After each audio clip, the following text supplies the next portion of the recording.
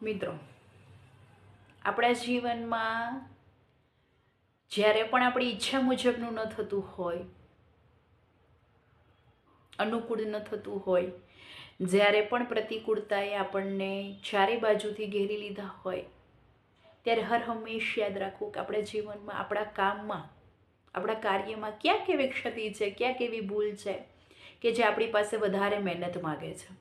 અને દરેક ક્ષણે યાદ રાખવું કે ક્યારેક ને ક્યારેક વધારે પડતી કરેલી મહેનત બાજી પલટી નાખે છે અને હારને પણ જીતેલી રેસમાં ફેરવી નાખે છે. આવી જ એક વાત મારે તમારી સાથે શેર કરવી છે. પરદેશની એક વાત છે. 10 વર્ષની એક પરિવારમાં દીકરી કે જેનું નામ સરા હતું. એ સરાહને એક પગમાં સ્નાયુની તકલીફ હતી, જેને લીધે તેને પગમાં કેલિપર્સનો ઉપયોગ કરવો પડતો હતો. અને જ્યારે પણ એને ક્યાંક વધારે પડતું ચાલવું હોય, વધારે પડતું દોડવું હોય, ત્યારે કેલિપર્સનો ઉપયોગ કરવા છતાં પણ તે સરખી રીતે ચાલી શકતી નહોતી કે દોડી શકતી નહોતી. આમ છતાં એને કોઈ પણ પ્રકારનો સંકોચ નહોતો, એને કોઈ પણ પ્રકારનું દુઃખ નહોતું. એ હંમેશા આમ છતાં ખુશખુશાલ રહેતી, મોજમાં રહેતી. એક વખત તેની સ્કૂલમાં 200 મીટર દોડની સ્પર્ધાનું આયોજન કરવામાં આવે છે અને સરા તેમાં ભાગ લે છે. સ્પર્ધાનો દિવસ આવ્યો. એ દિવસે સવારે વહેલી ઉઠી, ફ્રેશ થઈ અને નાસ્તાના ટેબલ ઉપર ગોઠવાઈ જાય છે અને તેની સાથે તેના પિતા પણ તેની પાસે પહોંચી જાય છે. ત્યારે સરા તેના પપ્પાને ખુશખુશાલ થઈને એમ કહે છે કે પપ્પા, આજે મારી સ્કૂલમાં સ્પર્ધાનું આયોજન છે. 200 મીટરની દોડમાં જોજો, હું જ જીતીશ, હું જ નંબર પ્રાપ્ત કરીશ. અને રહી વાત બે સ્પર્ધામાં, એક સ્પર્ધા રેસની છે અને બીજી સ્પર્ધા છે સ્વિમિંગની. અને એ સ્વિમિંગની સ્પર્ધામાં બટરફ્લાય સ્ટાઇલ જેવું સ્વિમિંગ મારા જેવું કોઈને આવડતું જ નથી, એટલે એમાં પણ મારો નંબર પાક્કો જ છે. હવે રાહ જોઉં છું હું સ્પર્ધાની. આ સાંભળતા જ એના પિતા છે મનમાં કેટલા બધા વિચારો કરે છે કે છોકરીનું કઈ રીતે સમજાવું કે તારી જીતવાની ક્ષમતા નહીવત છે, તું કઈ રીતે જીતી શકીશ, તારે તો પગમાં તકલીફ છે.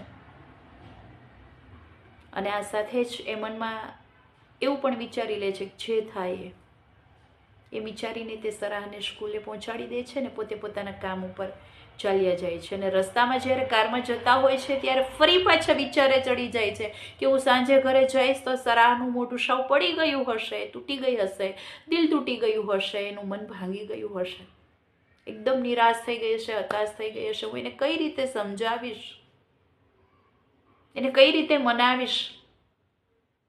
આ સાથે જ એ ઓફિસે પહોંચી જાય છે, પોતાના કામ ઉપર પહોંચી જાય છે.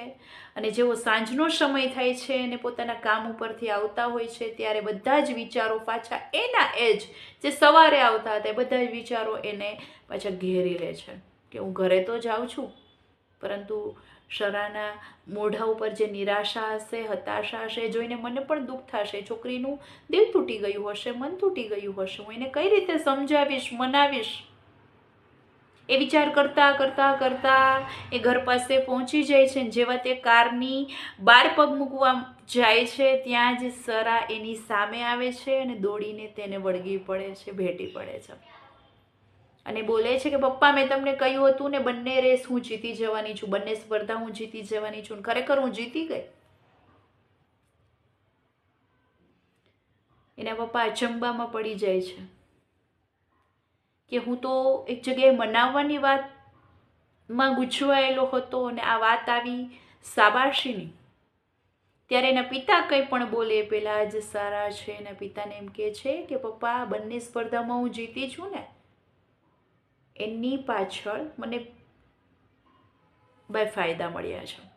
એટલે એના પપ્પાને એમ થયું હશે કે પગની તકલીફ છે તો કદાચ એ તકલીફના હિસાબે એને થોડી આગળ ઊભી રાખી હશે, અથવા તો એને થોડું આગળથી દોડવાની મંજૂરી આપી હશે, જેને હેડ સ્ટાર્ટ કહી શકાય. ત્યારે